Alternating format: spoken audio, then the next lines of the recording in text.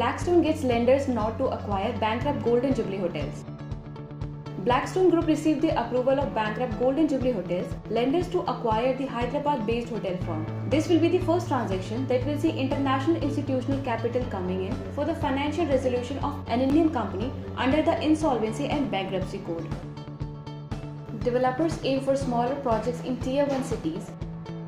An increasing number of developers are launching smaller projects in metropolitan cities. As these cities have limited supply of land, developers need feasible options to meet the increasing demand for housing. Consequently, smaller projects are an option that is being explored. Self-redevelopment housing plan in Mulund set to take off. Residents rebuilding their homes without a builder is gaining momentum in Mumbai. The 220-member Sachin Cooperative Housing Society spread over 5 acres in Mulund East will be the largest residential complex in the city to go in for self-redevelopment. GST Council to consider 5% GST on under-construction homes.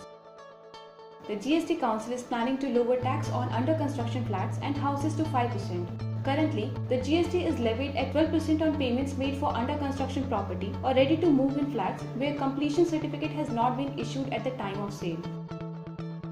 Property prices in Dubai slip at end of 2018. The average prices for buying and selling property in Dubai have shown modest decreases in the second half in the year. Dubai Marina remains the top location for apartment sales, while Arabian Ranches continues to be most popular for villa sales, according to a report from Bayut.com.